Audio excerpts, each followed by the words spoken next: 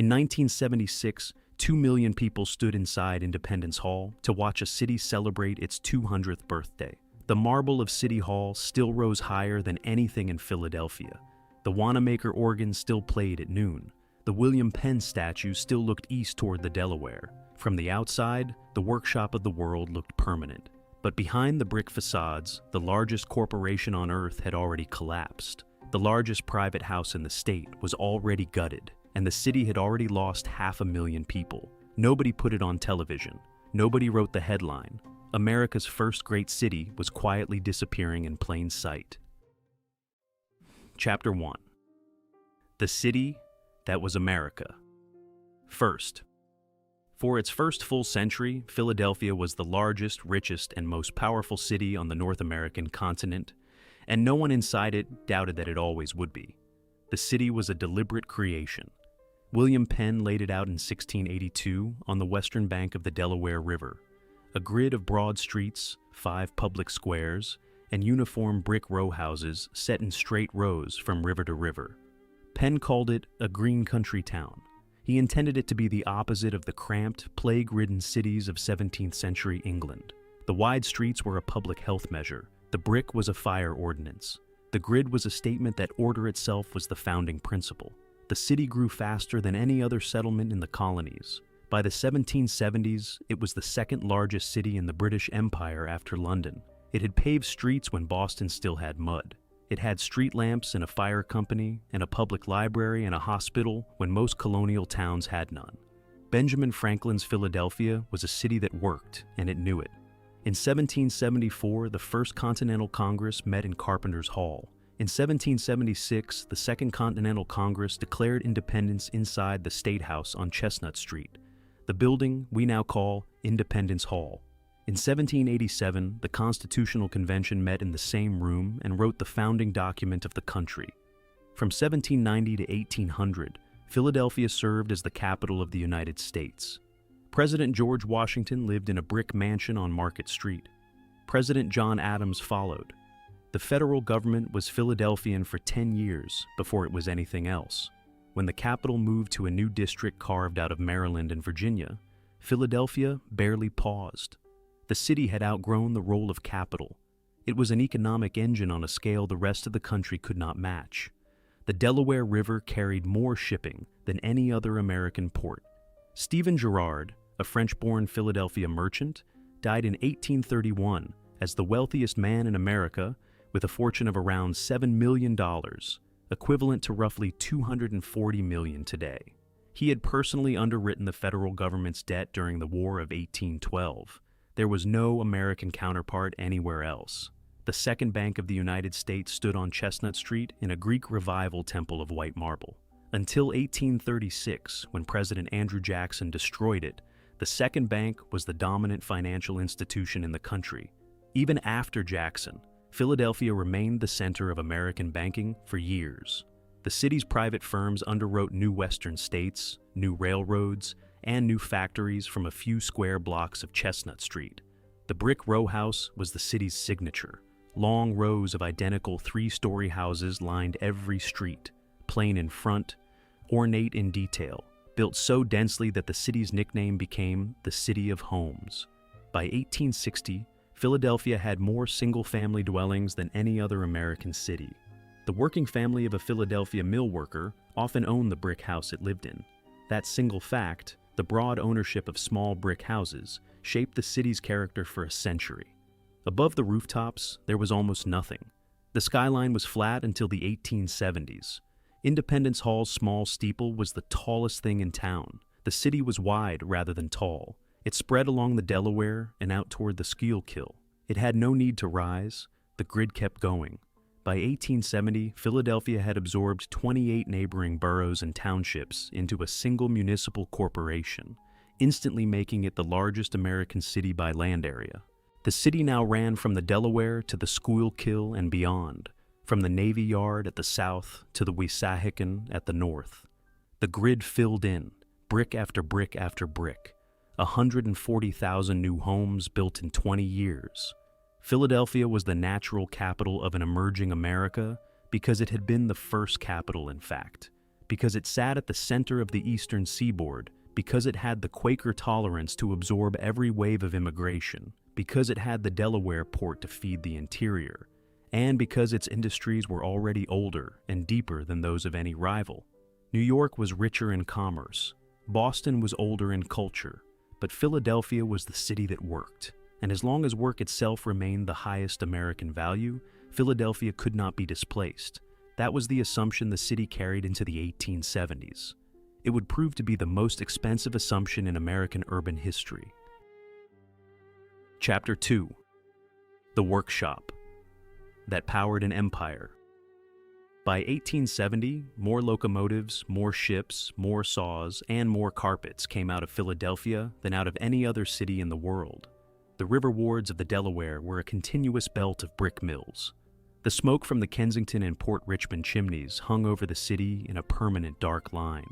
Visitors from London said it reminded them of Manchester. Philadelphians took that as a compliment. The largest single complex was Baldwin Locomotive Works at Broad and Spring Garden. Matthias Baldwin had built his first steam locomotive in 1832 as a working model for a city museum. By the time of his death in 1866, Baldwin Locomotive was the largest locomotive builder in the world. The complex covered 8 city blocks. At its peak in the early 1920s, it employed 19,000 workers and produced more than 3,000 locomotives a year. There was a Baldwin engine on every continent. The Trans-Siberian Railway ran Baldwin locomotives. The British Empire ran Baldwin locomotives. The American Civil War had run on Baldwin locomotives. Down the river at the foot of Norris Street stood Cramp Shipyard. William Cramp had founded it in 1830 as a small commercial yard. By the 1880s, it built more naval vessels than any other private American yard. Cramp launched the protected cruisers that became the backbone of the Steel Navy. It built the first American battleships. By 1906, Cramp employed 9,000 men.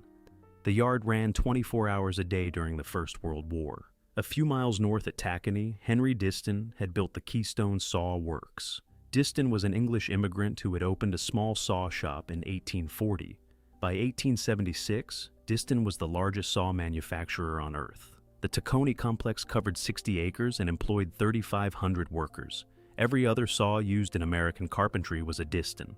The company built its own town around the works, with row houses, schools, and a savings bank. On 4th Street at Burke Street stood the Stetson Hat Company. John B. Stetson had moved to Philadelphia in 1865 after a tuberculosis scare in Colorado, where he had invented the broad-brimmed felt hat that became the symbol of the American West. By the early 1900s, Stetson employed 3,000 workers and produced 2 million hats a year. The brand became the global word for cowboy hat. Stetson himself banked over $25 million before his death in 1906. The factory complex looked more like a college campus than a hat mill, with its own gym, library, and infirmary, all paid for by the company. These were the 4 giants. Behind them stood hundreds of smaller mills. Bromley carpets at Front and Lehigh wove half the floor coverings of America. Quaker lace at Lehigh and American Street produced 9/10 of the lace tablecloths used in American hotels.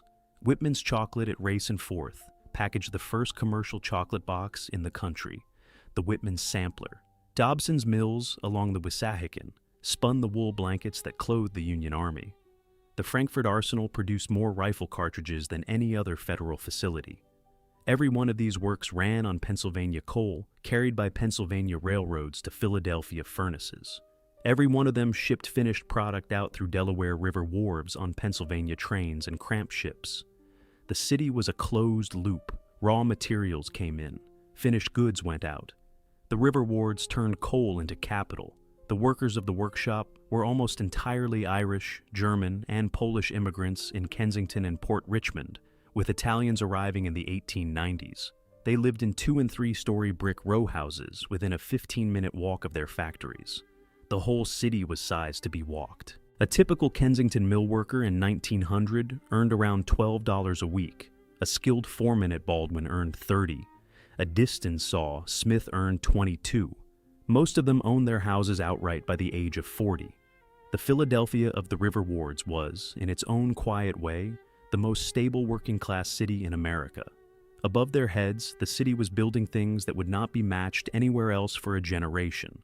The Schuylkill River was bridged by the Iron Connecting Railway Bridge of 1867. The first elevated electric trolleys ran in the 1890s. The first commercial high-speed rotary printing presses were built in Philadelphia by Hoe and Company. The first commercial electrical equipment was built in Philadelphia by the General Electric predecessor companies. The city held the patents that powered the Second Industrial Revolution. By the eve of the Centennial Exposition of 1876, Philadelphia's manufacturing output was greater than that of any other American city, and was rivaled only by Manchester and Birmingham in England. The workshop of the world was not a slogan. It was an accurate description of an economic fact, and every American who used a saw, rode a train, wore a hat, walked on a carpet, ate from a Whitman box, or carried a Union Army blanket carried a piece of Philadelphia with them, whether they knew it or not. Chapter 3. The Money That Built the World.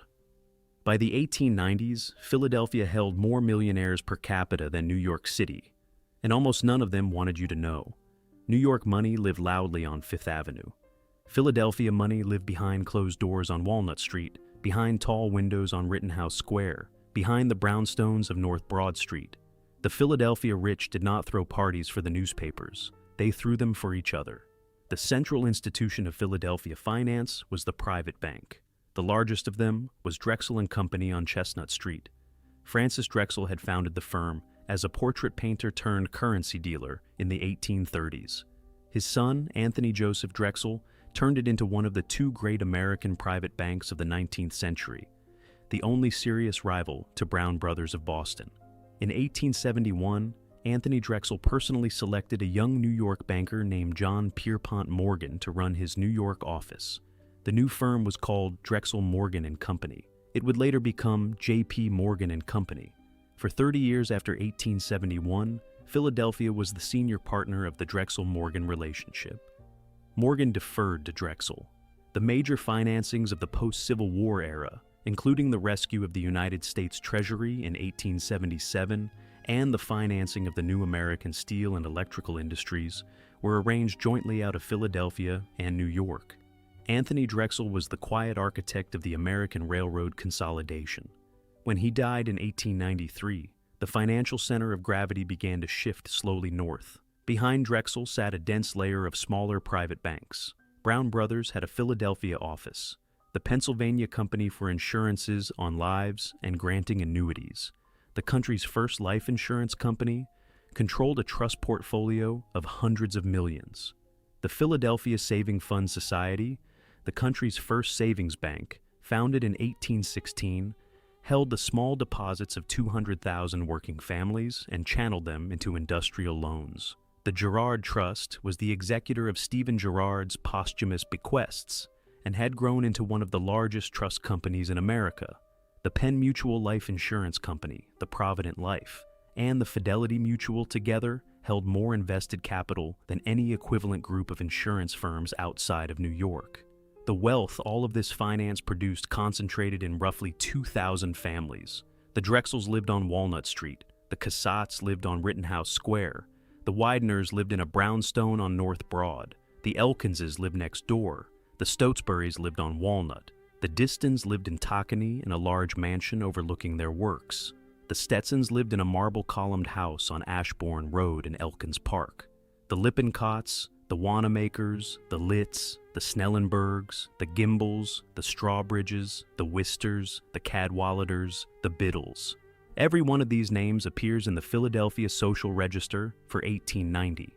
Every one of them lived inside the central city, or within a half-hour's carriage drive of it. Above all of this private finance loomed a single corporate cathedral. The Pennsylvania Railroad, headquartered in Broad Street Station opposite City Hall, was by the 1890s the largest corporation in the world. Its annual revenues exceeded the annual budget of the United States federal government. It operated 28,000 miles of track. At its peak, it employed 280,000 people, more than the standing army of the United States. Its bonds were the safest commercial paper in the world. The Bank of England held them as a reserve asset. The Pennsylvania Railroad's president from 1899 to 1906 was Alexander Johnston Cassatt, brother of the painter Mary Cassatt, who lived in Paris. Alexander Cassatt was a brilliant engineer with a single great obsession. He believed the Pennsylvania Railroad had to enter Manhattan directly under its own power, not by ferry from Jersey City.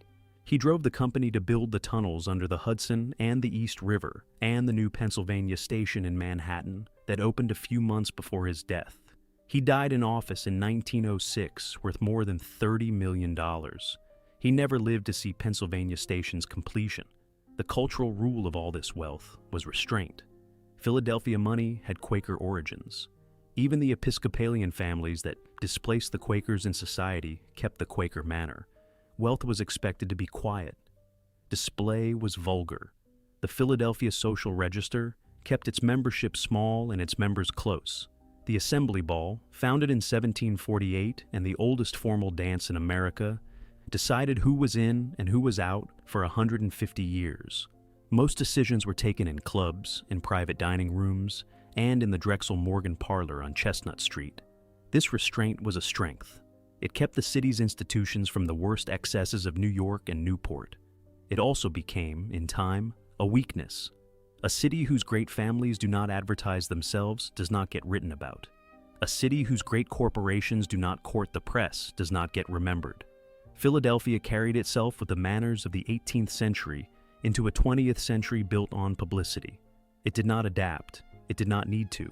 Yet. On May 10, 1876, President Ulysses Grant opened the Centennial Exposition in Fairmount Park. 9,800,000 visitors passed through the gates over the next 6 months, more than a fifth of the entire United States population at the time. The Corliss steam engine, the largest steam engine in the world, powered every machine in Machinery Hall. Philadelphia in 1876 was the equal of any city on earth, and no one inside it could imagine a future in which it would not be. Chapter 4. The Palaces. Behind the brick wall, 5 miles north of Independence Hall, a Pennsylvania banker built the largest private house ever raised in the state, and he did it so quietly that most of America never learned its name. The house was called Whitemarsh Hall. It stood on a 300-acre estate in the rolling country of Whitemarsh Township, in Windmore, just north of Chestnut Hill. It was built between 1916 and 1921. Its owner was Edward Townsend Stotesbury, the most powerful banker in Philadelphia, the senior partner of Drexel and Company, and the personal lieutenant of John Pierpont Morgan. The architect was Horace Trumbauer, a Philadelphia-born former office boy who had built himself into one of the leading country house architects in America. Trumbauer modeled Whitemarsh Hall on Buckingham Palace. The facade was Indiana limestone, 300 feet wide, with a central pedimented portico flanked by long colonnaded wings. The house contained 147 rooms across 100,000 square feet of interior space. The main dining room could seat 100. The ballroom could seat 300. The wine cellar held 50,000 bottles. The library held 12,000 volumes. The construction cost was $3 million in 1921. Adjusted for the relative size of the American economy, that is roughly $85 million today. The furnishings were another $6 million. Eva Stotesbury, Edward's second wife, had taken personal command of the interiors. She bought entire English drawing rooms and shipped them across the Atlantic. The Buchy Salon, originally installed in a private house in London, was rebuilt at Whitemarsh as the main reception room. The dining room had walnut paneling stripped from a house in Kent. The library was paneled in mahogany from a Caribbean estate. The Stotesburys hosted 30 large dinners a year. They entertained the King of Belgium in 1919. They entertained the Duke and Duchess of York, the future King, George VI, and Queen Elizabeth in 1927. Ava once spent over $100,000 on a single weekend party. The orchestra was flown in from New York. The flowers came from greenhouses on the estate. Whitemarsh Hall was not unique. Across the suburbs of Philadelphia, a generation of new mansions was rising at the same scale.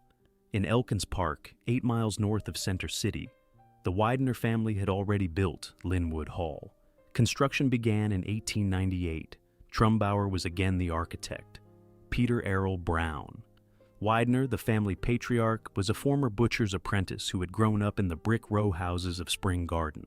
He had won the Civil War contract to supply mutton to all Union troops within 10 miles of Philadelphia. He had used the proceeds to buy into the city's first streetcar lines.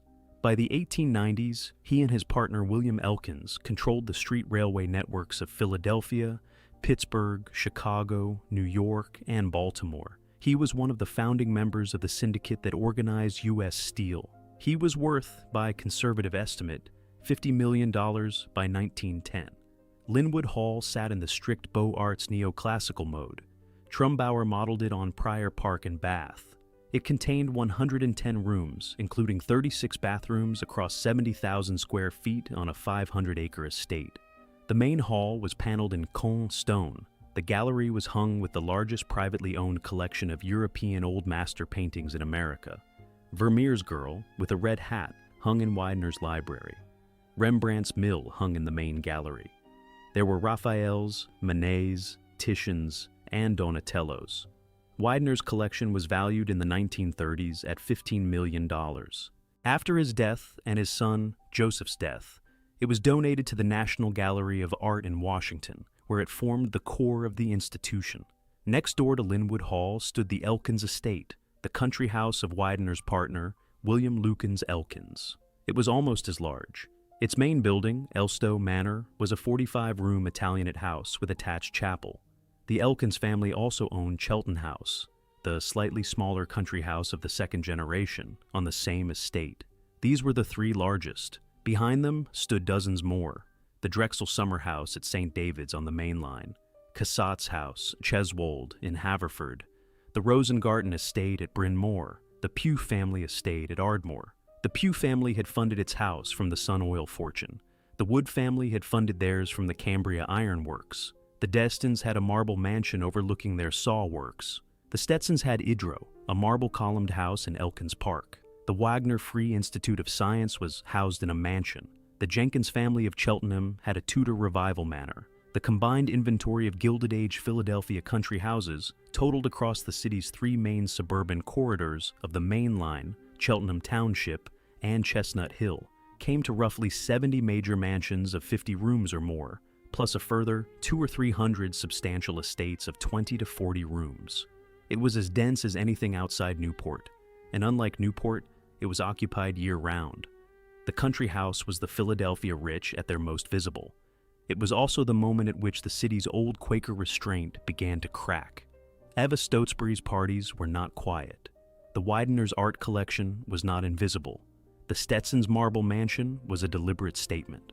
The third generation of Gilded Age Philadelphia wealth had decided that its predecessor's restraint was no longer required.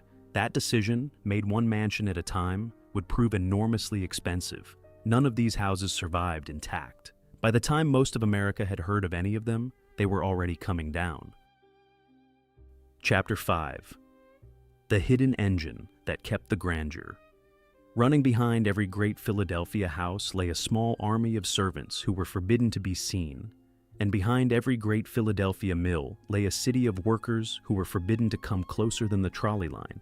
The workshop of the world ran on labor that the workshop did not acknowledge. Whitemarsh Hall ran on labor that Whitemarsh Hall did not acknowledge.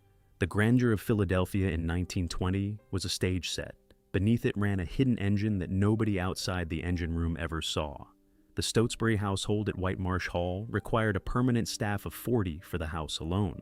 There was a butler, there was an under-butler, there was a housekeeper, there were 2 ladies' maids for Eva, there were 3 parlor maids who cleaned the main reception rooms, there were 4 chambermaids who turned the bedrooms, there were 2 laundresses, there was a head cook, 2 assistant cooks, a pastry chef, and 3 kitchen maids. There were 2 pantry men, there was a wine steward, there was a head footman and 2 under footmen. There was a chauffeur and 3 under chauffeurs. There was a coachman. There were 2 grooms. There was a private telephone operator. The staff slept in a rear wing, whose windows could not be seen from any of the main reception rooms. They ate in a back hall behind the main kitchen. They moved through the house along a network of hidden corridors that ran the length of every floor. They were forbidden to use the main staircase. They were forbidden to be visible during parties. For the grounds there was another 30. There was a head gardener and 2 assistant head gardeners. There were 6 under gardeners. There were 3 greenhouse men. There were 2 farm hands for the small estate dairy. There were 2 stable hands. There were 3 groundsmen. There were a half-dozen seasonal laborers. The basement of Whitemarsh Hall was a small city. It ran the full 300 feet of the house's length. It contained a private electrical generating plant, large enough to power the city of Conshohocken. It contained an artesian well system that pumped 200,000 gallons a day from a private aquifer beneath the estate. It contained a refrigeration plant capable of holding 12 tons of meat and fish. It contained a laundry that handled 6,000 pieces a week. It contained a coal furnace that burned 80 tons of coal a week in winter. The coal was delivered in rail cars from Pottsville on a private spur line. Lynnewood Hall ran a smaller but similar regime. 60 staff served the Wideners and their household. The basement contained a private gymnasium, a barber shop staffed full-time, a small infirmary, a private power plant, and a private telephone exchange with 28 lines. These were the extreme cases. A more typical North Broad Street mansion of 50 rooms required a staff of 12 to 18. A butler, a housekeeper, a cook, 2 kitchen maids, 3 parlor maids, 2 laundresses, a chauffeur, 2 grooms, a coachman, a personal lady's maid. The annual cost of running such a household in 1900 was around $25,000, roughly $900,000 today. Across the city, the 2,000 wealthiest Philadelphia families employed roughly 30,000 domestic servants. The largest single group was Irish women in the city and African American women in the suburbs. German women filled the kitchens. English men filled the butler and valet roles. A Philadelphia housemaid in 1900 earned $4 to $6 a week with room and board. A butler at Whitemarsh Hall earned around $1,200 a year. A laundress earned $8 a week. The Stotesbury household payroll alone was estimated at $110,000 a year, equivalent to about $4 million today. The same logic of invisible labor ran beneath the workshop. The River Wards were a separate city, walled off from the central city by the Pennsylvania Railroad's Filbert Street extension, the stone viaduct that Philadelphians called the Chinese Wall. The mill workers came in through the gates of Baldwin and Cramp and Diston and Stetson at 6 in the morning. They left at 6 at night. They lived in dense brick row houses within 15 minutes of their factories. They did not cross Broad Street except for funerals and Phillies games. The trolley system moved them. By 1910, the Philadelphia Rapid Transit Company, controlled by the Widener and Elkins fortunes, carried 600 million passengers a year. The fare was 5 cents. A distance saw, Smith took the trolley from Tacony to Center City to shop, but he did not work in Center City.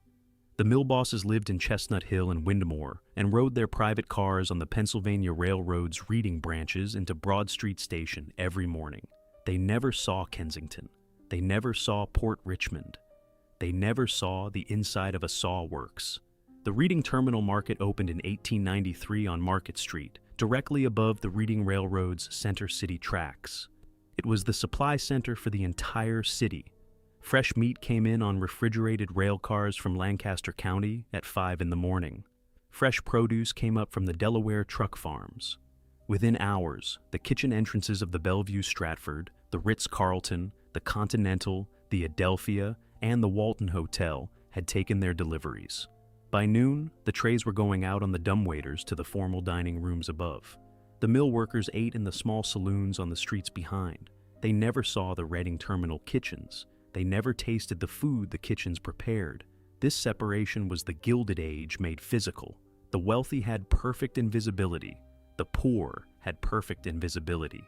The two cities passed each other on the trolleys and never spoke. The city worked because everyone agreed not to look at the seams.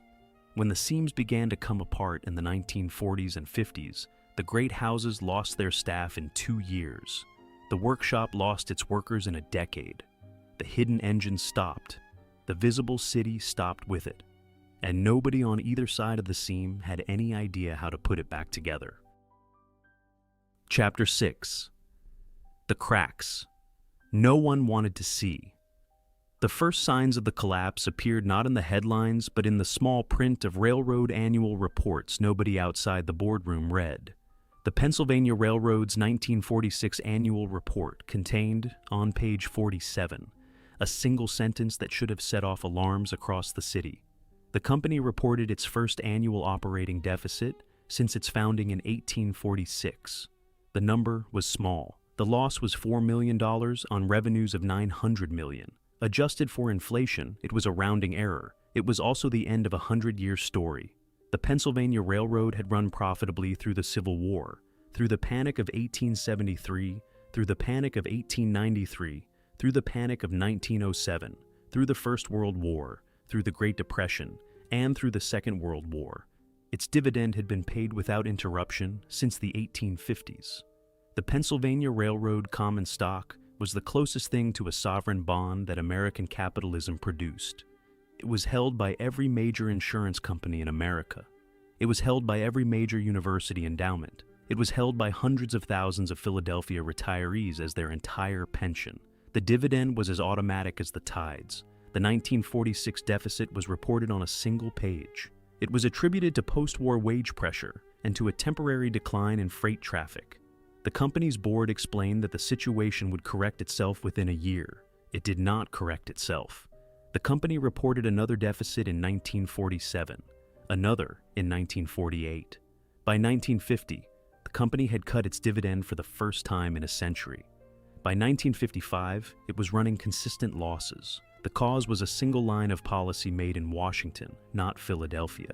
President Dwight Eisenhower signed the Federal Aid Highway Act on June 29, 1956. The act authorized 41,000 miles of new interstate highway construction over the next decade.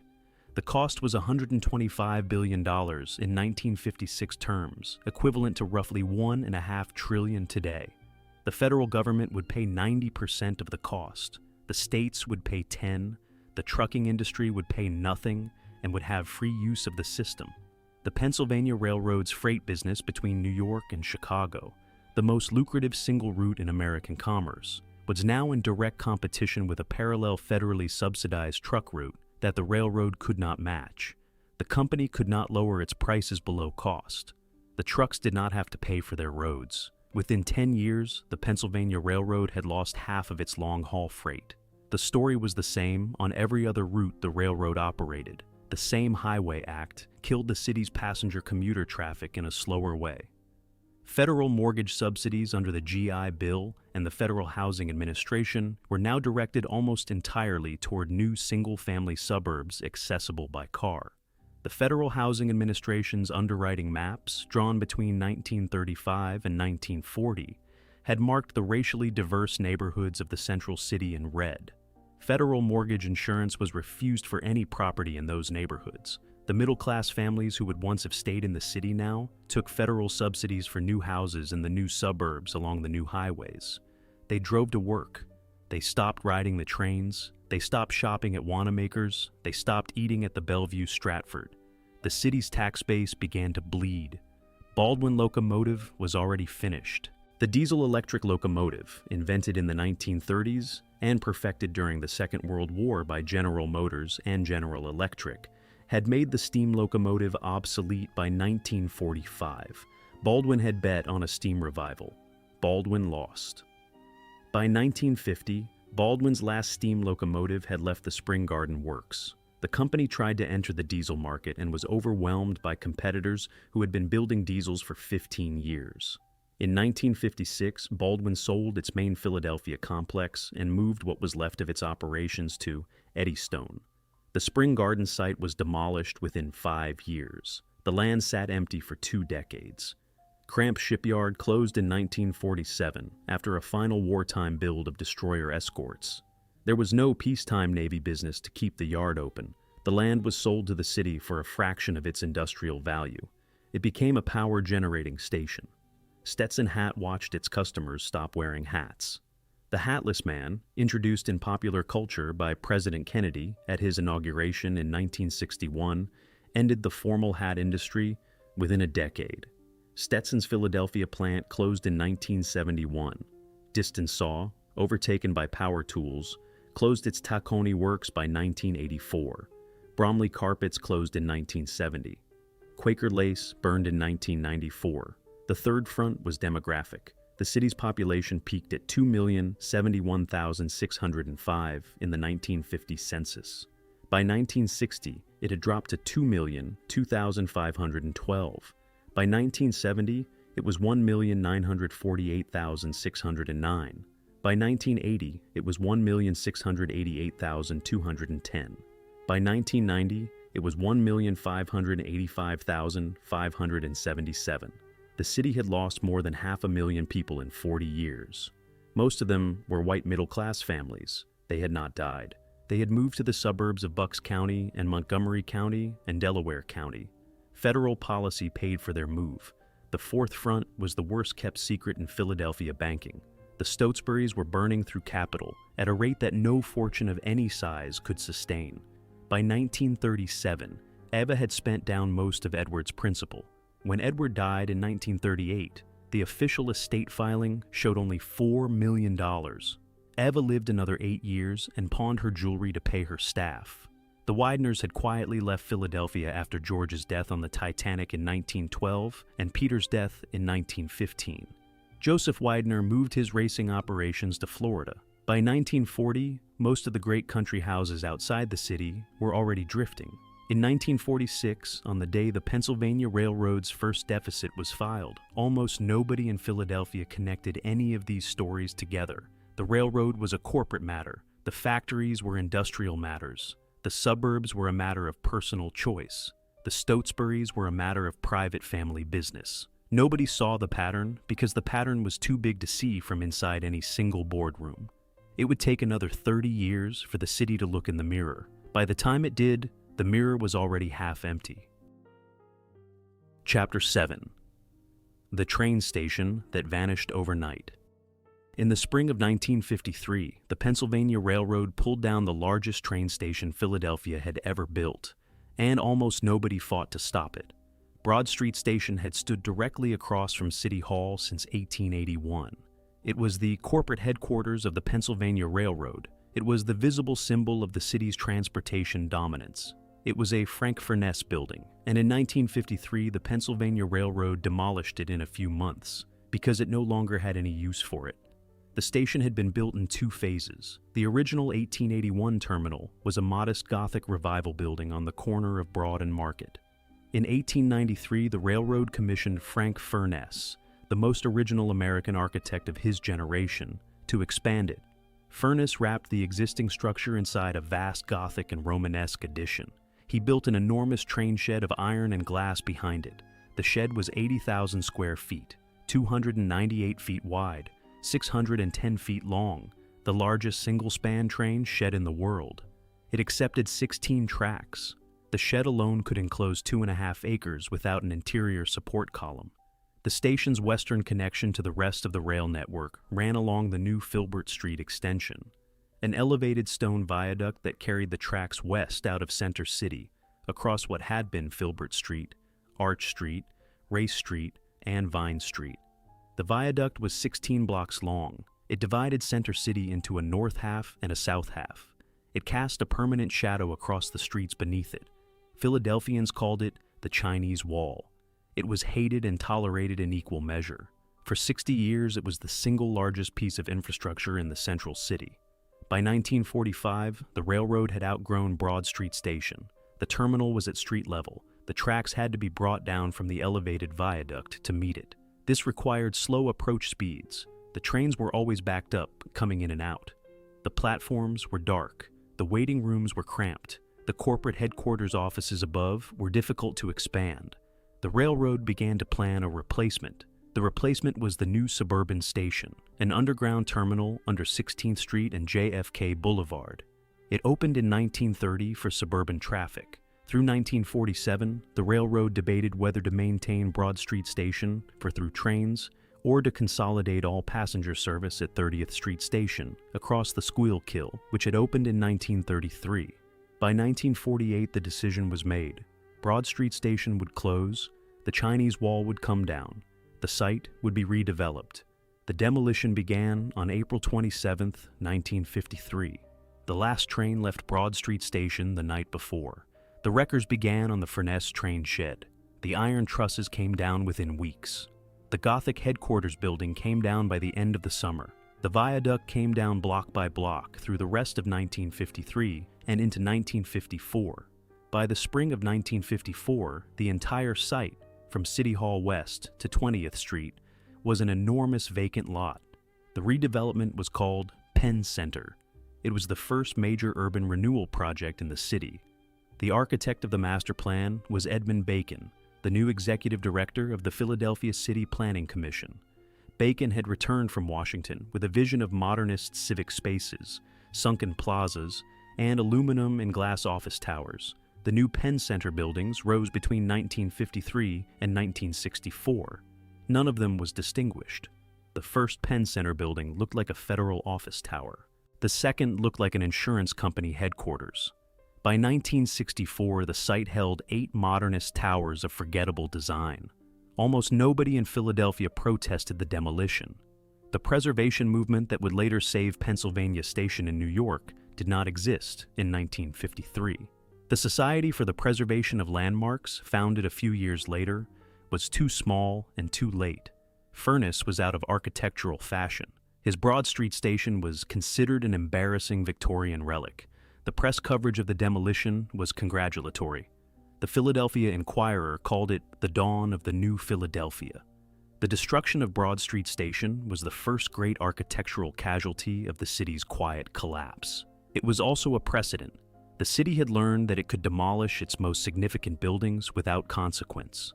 Over the next 30 years, that lesson would be applied again and again. The Chestnut Street Opera House was demolished in 1970. The Provident Trust Building, a Frank Furness masterpiece, was demolished in 1960. The Mercantile Trust Building, also Furness, was demolished in 1984. The original Wanamaker building, designed by Daniel Burnham, was preserved only by luck and Wanamaker family pride. Frank Furness himself had been the leading American architect of his generation. He had designed more than 600 buildings, almost all of them in Philadelphia and the surrounding region. By 1990, more than 400 of those buildings had been demolished. Furness had become a ghost in his own city. The Pennsylvania Academy of the Fine Arts, his single masterpiece that survives intact, owes its preservation entirely to its status as an art school and not to any architectural conviction on the city's part. Today, the site of Broad Street Station is buried beneath Penn Central and the Comcast Center. A single block of the original station's foundation survives in a concourse beneath the Comcast Center, unmarked. The Chinese wall is gone. The Furness train shed exists in a single black and white photograph framed inside the Pennsylvania Railroad archive at the Hagley Library. There is no plaque. There is no marker on the sidewalks of Penn Central to indicate what stood there for 72 years. In May 1953, when the demolition began, the Pennsylvania Railroad stock was trading at $35 a share. Within 17 years, the company would file for bankruptcy. The station that had come down to make way for the railroad's future had been demolished by a corporation that did not have a future. Nobody saw it at the time. Nobody could have stopped it if they had. Chapter 8. The Mansions that came down in the dark. One by one across the suburbs of Philadelphia, the great Gilded Age houses were sold for pennies and torn down with almost no public protest. The Stotesbury, Widener, Elkins, Drexel, Cassatt, Diston, and Stetson estates were not destroyed by fire, flood, or earthquake. They were destroyed by their own families' indifference. By 1950, most of them were already abandoned. By 1980, most of them were already gone. Whitemarsh Hall set the pattern. Edward Townsend Stotesbury died on May 16, 1938, at the age of 89. The official estate filing showed an estate of $4 million. The accountants had been quietly working on it for a decade. Eva Stotesbury had spent more than $100 million of Edward's principal in 20 years. The $4 million was what was left after the partner buyouts at Drexel. The staff settlements and the immediate property liabilities had been paid. Eva continued to live at Whitemarsh Hall through the war. She entertained on a reduced scale. She pawned her diamonds to keep the doors open. The estate's annual operating cost in 1940 had been around $350,000. By 1943, Eva could no longer afford it. The estate trustees put the house on the market. The sale closed in 1943 for $167,000. The buyer was a chemical company that wanted the land for a small research facility. The original construction cost in 1921 had been $3 million. The construction cost in 1943 dollars would have been roughly $20 million. The sale price was less than 1% of the replacement cost of the building. The chemical company never built the research facility. It held the property as a speculation. The house sat empty. The interiors were stripped through the 1950s and 1960s. The Boucher Salon was sold to a dealer who installed it in a Long Island estate. The Kent dining room paneling was sold to a Chicago industrialist. The mahogany library was sold to a New York hotel. The marble bath fixtures were sold individually. The wine cellar's contents were auctioned in 1954 for $65,000. The chandeliers were sold by the inch. The shells stood through the 1960s and 1970s. Photographs from the period show a stripped Indiana limestone palace with broken windows, weeds in the courtyard, and birds nesting on the roof.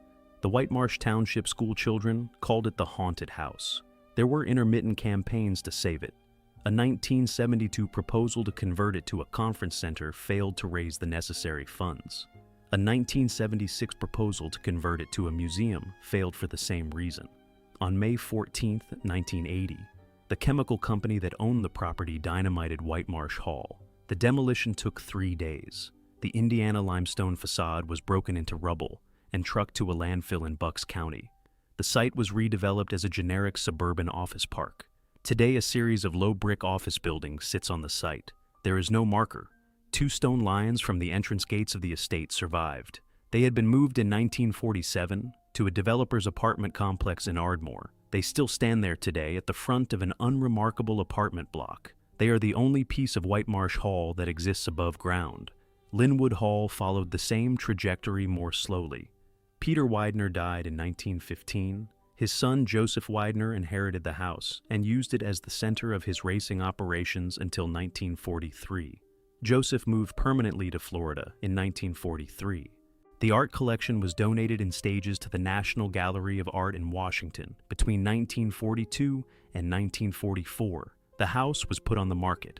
The sale closed in 1944 for $190,000. The buyer was Faith Theological Seminary, a small Bible college that wanted a campus for its evangelical operations. The seminary's leader, the Reverend Carl McIntyre, used Lynnewood Hall as a teaching campus through the 1950s and 60s. The seminary stripped and sold the interior fittings to fund its operations. The Caen stone of the main hall was crated and sold to a developer in 1968. The bronze hardware was sold by the pound. The original Trumbauer drawings were thrown out. McIntyre died in 2002. The seminary's title to Lynnewood Hall passed through several disputed owners over the next 2 decades. The house fell into deep disrepair. The roof leaked. The walls cracked. The grounds went to weeds. The 500-acre estate had been subdivided. Only 60 acres remained around the house. In 2023, a preservation foundation, the Lynnewood Hall Preservation Foundation, purchased the property for $9 million. Emergency stabilization began in 2024. The roof has been patched. The windows have been sealed. The grounds are being cleared. The interior is gone. The foundation estimates the full restoration cost at over $200 million. The other Gilded Age estates followed similar arcs. The Elkins estate next door to Lynnewood Hall was sold in 1932 to the Dominican Sisters of St. Catherine de' Ricci. The sisters operated it as a convent and retreat house through 2017, then sold it to a private developer. It is now being restored as a luxury wedding venue. Idro, the Stetson Mansion on Ashbourne Road, was demolished in the 1950s.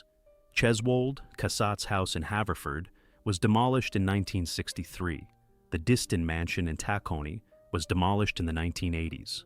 The Drexel Summer House at St. David's was demolished in 1970. By 1990, of the 70 major Gilded Age country houses that had ringed the city in 1920, fewer than 20 were still standing. Of those 20, fewer than 10 were intact. The greatest concentration of country house architecture in the United States outside Newport had been reduced to a scattering of survivors over 30 years. The strangest part of all of this was the absence of public protest. The Stotesburys had given the city the Sesquicentennial Exposition, the Liberty Bell display case, and large gifts to the Philadelphia Museum of Art. The Wideners had given the city the largest art collection ever assembled in private American hands. The Distons had given the city the Tacony branch of the public library. None of these gifts protected their houses. Nobody fought for them because the families that had built them were gone.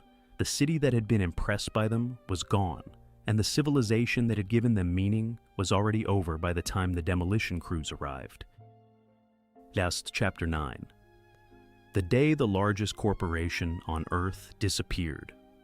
On June 21, 1970, the Pennsylvania Railroad's successor company filed the largest corporate bankruptcy in American history, and the city it had built for 120 years went down with it. The filing took 11 minutes in the federal courthouse in Philadelphia. The company's name was the Penn Central Transportation Company. It had been created 2 years earlier by the merger of the Pennsylvania Railroad and the New York Central. The combined balance sheet showed assets of $7 billion and liabilities of $7 billion. The cash on hand was $3 million. The collapse had been a long time coming. The Pennsylvania Railroad had been losing money on its core business for 15 years. The New York Central had been losing money for 10. The two companies had agreed to merge in 1962 on the theory that consolidation would produce cost savings large enough to restore profitability. The Interstate Commerce Commission approved the merger in 1966. The two companies merged operations on February 1, 1968. The merger was a catastrophe. The Pennsylvania Railroad's freight scheduling system was incompatible with the New York Central's. Freight cars were lost for weeks at a time. Trains arrived empty at customer loading docks. Customers shifted their freight to trucks at an accelerating rate. The combined company's losses in 1969 were $300 million. The losses in the first 6 months of 1970 were $200 million. The Penn Central stock collapsed from a high of $86 in 1968 to $2 in 1970. Its bonds collapsed from par to 20 cents on the dollar. The company exhausted its commercial paper market in early 1970. The Federal Reserve, fearing a wider financial panic, arranged emergency credit lines. The credit lines were insufficient. On June 21, 1970, the company filed for bankruptcy protection under Section 77 of the Bankruptcy Act. The bankruptcy was the largest in American corporate history at the time. It would not be exceeded until the collapse of Enron in 2001. Penn Central's bonds had been held by every major insurance company in America, by every major university endowment, and by hundreds of thousands of individual investors. Many of those individual investors lived in Philadelphia. The Pennsylvania Railroad common stock had been the closest thing American capitalism produced to a guaranteed pension. Now, it was worth pennies. In Philadelphia, the bankruptcy affected almost every middle-class household. The Pennsylvania Railroad had employed 60,000 people in the metropolitan area at its peak. The successor company had cut that to 30,000 by 1970. The bankruptcy court would cut it further. By 1972, the headcount was under 20,000. By 1976, when the federal government took over what was left of the railroad's operations as Conrail, the Philadelphia headcount was under 10,000. 50,000 railroad jobs had been lost in 20 years. The bondholders and retirees who had held Pennsylvania Railroad securities were almost entirely Philadelphia residents. The Society Hill brokers had marketed the railroad's bonds for a century as the safest investment in America. The Philadelphia widow, with $30,000 in Pennsylvania Railroad bonds, now had $30,000 in worthless paper. The Philadelphia retiree with 500 shares of Pennsylvania Railroad common stock now had $500 instead of $40,000. The economic impact of the bankruptcy on the city was immediate and severe. Center City office vacancy doubled in 18 months. Center City retail sales dropped by 20%. The Bellevue Stratford lost its corporate clientele. The Wanamaker store began its long decline. 3 Philadelphia banks failed within 5 years. The city government lost roughly 1/4 of its corporate tax base. The bankruptcy was the visible event. The harder story was what was happening to the city's neighborhoods in the same years. By 1970, Philadelphia had already lost 200,000 jobs from its manufacturing base. The Baldwin site at Broad and Spring Garden was vacant. The Cramp site was a power plant. The Diston Works at Tacony had been reduced to a fraction of its original employment. The Stetson factory was closing. The Bromley Carpets Works was closing. The Frankfurt Arsenal was scheduled to close. The Philadelphia Naval Yard was scheduled to be downsized. The neighborhoods that had been built for these factories began to empty. Kensington's population dropped by a third in the 1960s. North Philadelphia's population dropped by a quarter. Strawberry Mansion, once one of the wealthier black neighborhoods in the country, lost half its population. The blocks emptied. The row houses were abandoned. The abandoned row houses began to burn. In May 1985, the city's loss of control over its own neighborhoods became briefly terribly visible. The Philadelphia police, on the order of Mayor Wilson Goode, dropped an incendiary device from a helicopter onto the row house at 6221 Osage Avenue in West Philadelphia. The target was the radical group MOVE, which had been engaged in an armed standoff with police. The incendiary device was supposed to dislodge a fortified position on the roof. Instead, it started a fire. The fire was allowed to burn for 45 minutes before firefighters intervened. By the time the fire was extinguished, 11 people were dead, including 5 children. 61 row houses on 2 adjacent blocks had been destroyed. The MOVE bombing was televised nationally. It was the only moment in the entire 40-year collapse of Philadelphia that registered on the national consciousness. It was a single visible image of a city that had lost its capacity to govern its own streets. It was also, in a strange way, an honest summary. The city had been doing this kind of damage to itself for 30 years. The MOVE fire was just the version that television could see. By 1990, the Pennsylvania Railroad had been bankrupt for 20 years. The workshop of the world was over. The mansions were gone. The factories were gone. The population had dropped by 500,000. The William Penn statue still looked east. Almost nothing else from 1876 was left. Chapter 10. The Shell That Refused to Fall. When the wealth left, the buildings stayed, because no one could afford either to keep them or to take them down. Philadelphia is today the strangest American city. It is the largest city in the country with the smallest sense of itself. It is a Gilded Age skyline on a post-industrial ground plan. It is a museum that does not know it is a museum. City Hall still stands. The largest freestanding masonry building on Earth, completed in 1901 and never matched for sheer mass since. The exterior was cleaned for the first time in a century in 2015.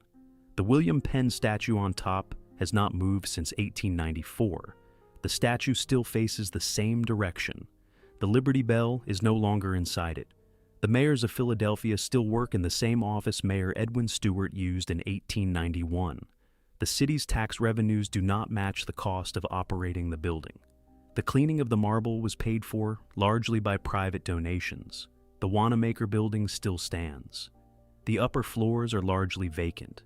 The Grand Court organ, with 28,000 pipes built originally for the St. Louis World's Fair in 1904, still plays at noon every weekday. The audience is usually under 20 people. The eagle statue that the merchant John Wanamaker installed in 1911, where Philadelphians have met each other for 115 years, still stands at the center of the Grand Court. The phrase "meet me at the Eagle" is still understood by every Philadelphian over 50. Macy's, the current operator, has reduced selling space to a single floor. The PSFS building, the first international-style skyscraper in the world, was vacant for years after the Philadelphia Saving Fund Society went bankrupt in 1992.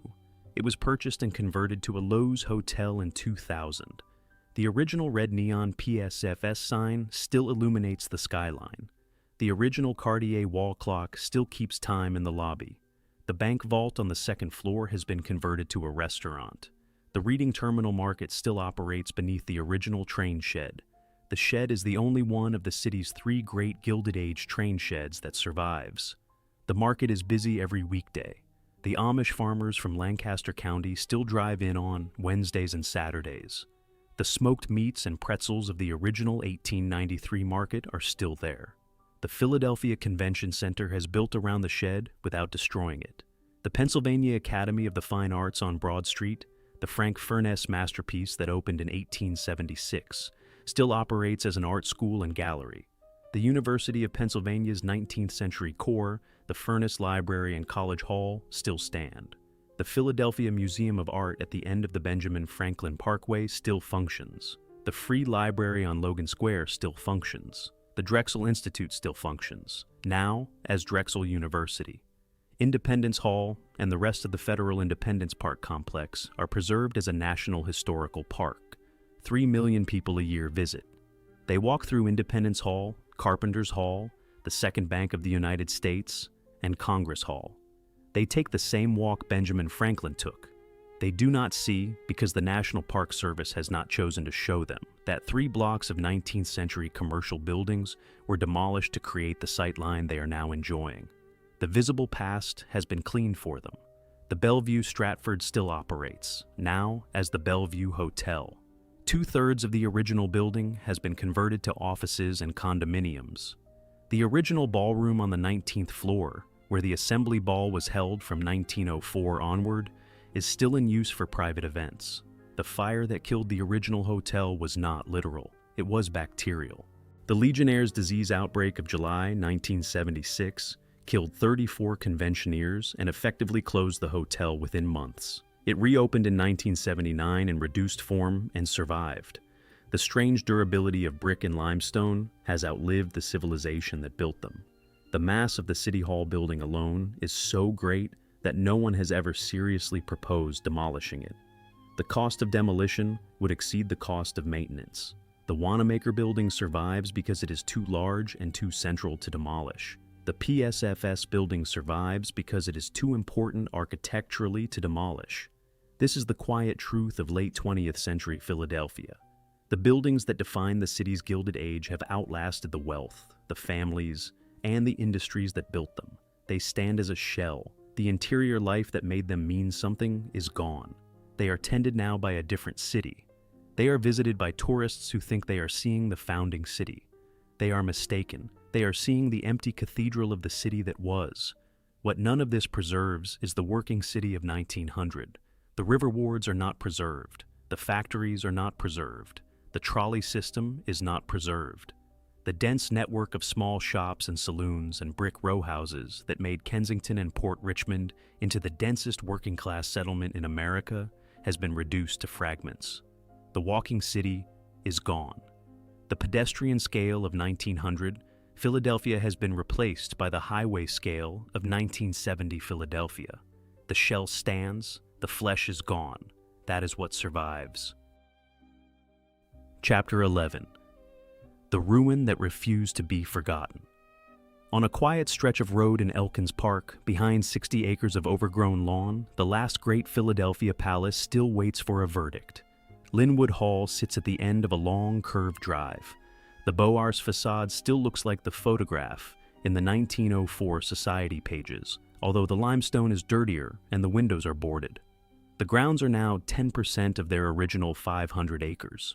The estate has been carved into housing subdivisions on every side. The house is a strange survival, the kind of ruin that should not exist in a country that prefers to demolish what it cannot afford to maintain. In December 2023, the Lynnewood Hall Preservation Foundation, a non-profit chartered in Pennsylvania, purchased the house and its remaining grounds for $9 million. The seller was a Korean-American congregation that had owned the property since 2006 and had attempted, unsuccessfully, to develop it as a religious campus. The foundation's plan is restoration in stages. Emergency stabilization first, roof, windows, structural shoring, then interior cleanup, then phased restoration of the principal rooms over a 15 to 20-year period. The total estimated cost is over $200 million. The work began in 2024. The roof has been patched. The windows have been sealed against weather. The grounds are being cleared of brush. The foundation has begun limited public tours.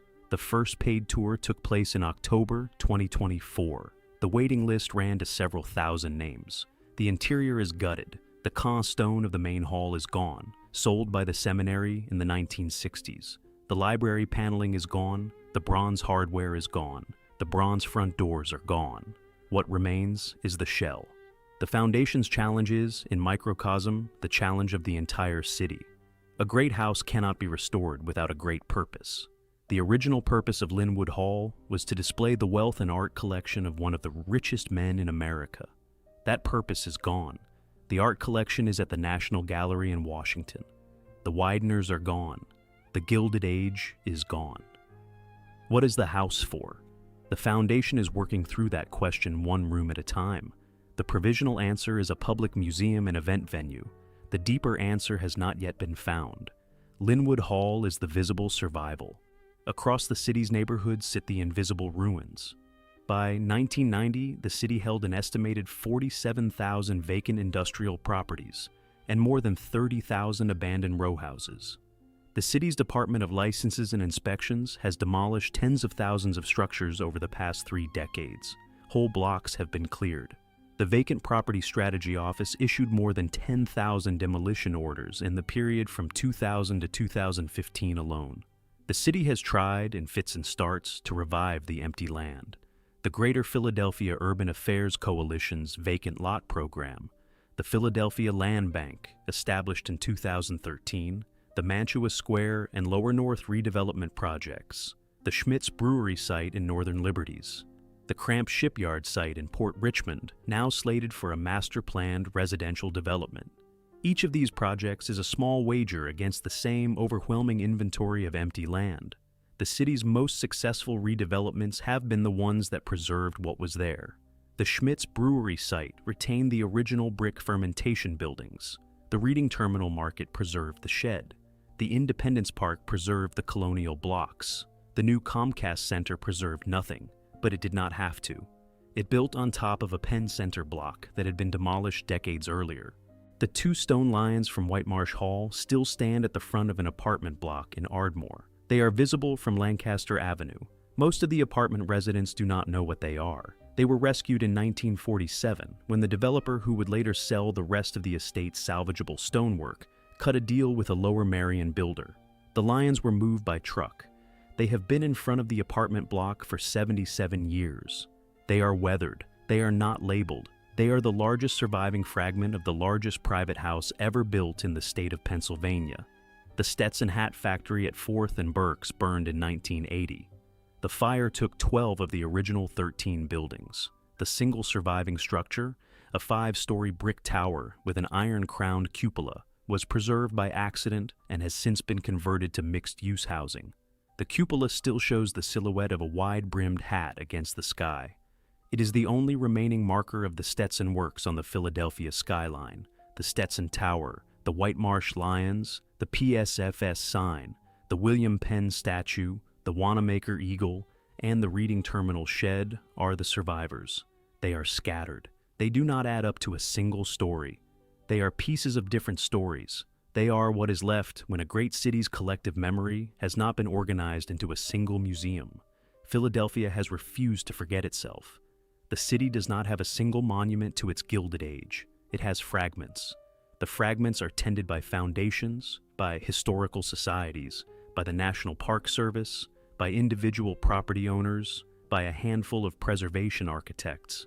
The fragments are visited mostly by Philadelphians. They are not the version of the city that the tourists are sold. The tourist version stops at Independence Hall and the Liberty Bell.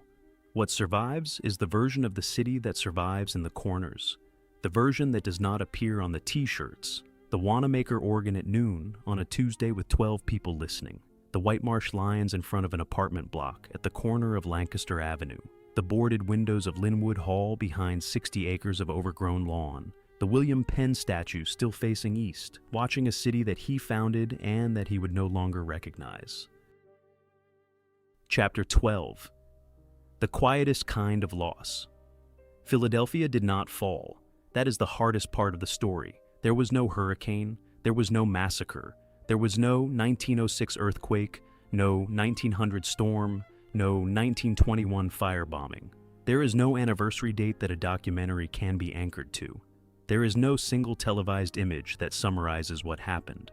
The Move Fire of 1985 is the closest the city ever came to a public symbol, and the Move Fire is not the story. The Move Fire is the punctuation at the end of a story that had already been written. What happened to Philadelphia happened across 40 years.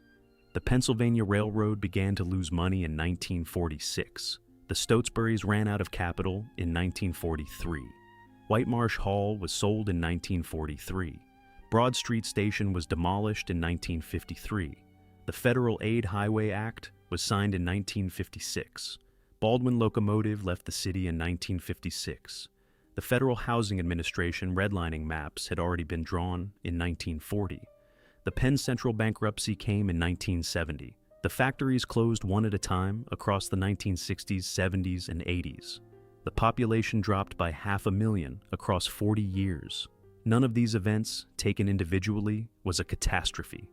The first Pennsylvania Railroad deficit was $4 million on revenues of $900 million. It was a rounding error. The closure of Baldwin was a press release on page 7 of the business section. The decline of the Wanamaker store was a slow slide, visible only to people who shopped there every Christmas. The demolition of Whitemarsh Hall was a 48-hour news cycle in 1980. The departure of Joseph Widener to Florida was a Society page note in 1943.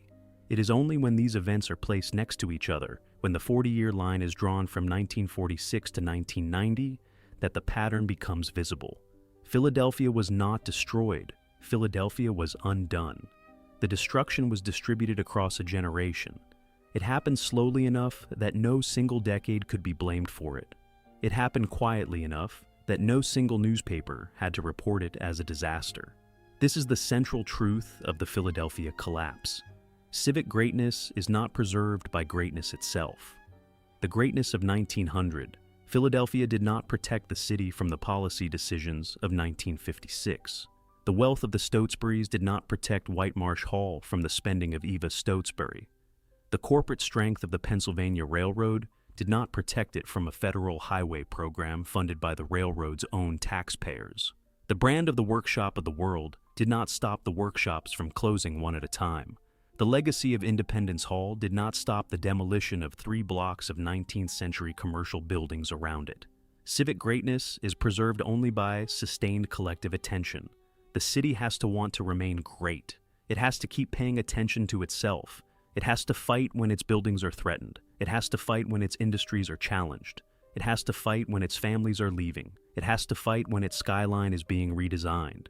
Philadelphia did not fight. Philadelphia trusted its inheritance. Philadelphia assumed that being the founding city was enough.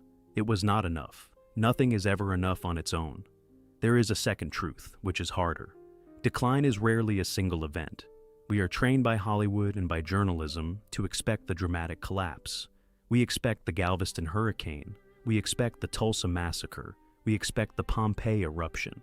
We do not expect the 40-year sequence of small losses, each one small enough to be ignored. We do not expect the railroad annual report on page 47. We do not expect the demolition order signed by a chemical company that nobody outside Whitemarsh Township has heard of. We do not expect the trolley line that is quietly converted to a bus route in 1954 and the factory that is quietly converted to a parking lot in 1961. But this is how cities actually die, not in fires, in paperwork, not in storms, in policy. The Philadelphia story is the most important warning American urbanism has produced about what the slow death of a great city actually looks like. The third truth is the most uncomfortable. Philadelphia is still here. The bones are still standing. City Hall still rises. The Wanamaker organ still plays at noon. The William Penn statue still looks east. Independence Hall still draws 3 million visitors a year. The brick row houses still line the same streets that William Penn drew in 1682. The grid still runs from river to river. What is gone is not the city. What is gone is the civilization the city contained. The wealth left, the industries left, the families left. The hidden engine that drove the public grandeur stopped running. The visible shell remained. The shell is still here. The flesh is not. This is the quietest kind of loss and the hardest to mourn because there is nothing visible to mourn. Nothing is missing on the surface. The buildings are still there.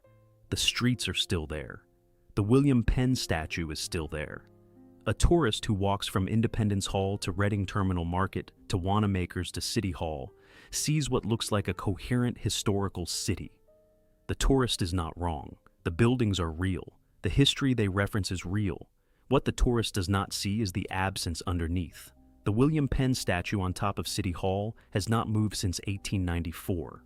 It still faces east. It still looks toward the Delaware River and the original Philadelphia waterfront that William Penn imagined 340 years ago.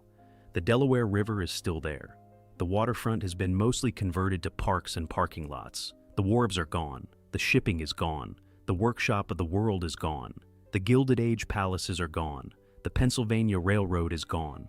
The Stotesburys, the Wideners, the Cassots, the Distons, the Stetsons are all gone. The William Penn statue does not know any of this. It is a bronze figure cast in 1894. It does not see, it does not feel, it does not remember. It is the only thing in the city that has not changed. It is the perfect emblem of the quietest kind of loss. It still stands. It still looks east. It still watches over a city that no longer needs watching. The civilization beneath it is gone, the shell remains. And the city, in its quiet refusal to fall, has become the most honest monument America has ever built to the way greatness actually ends.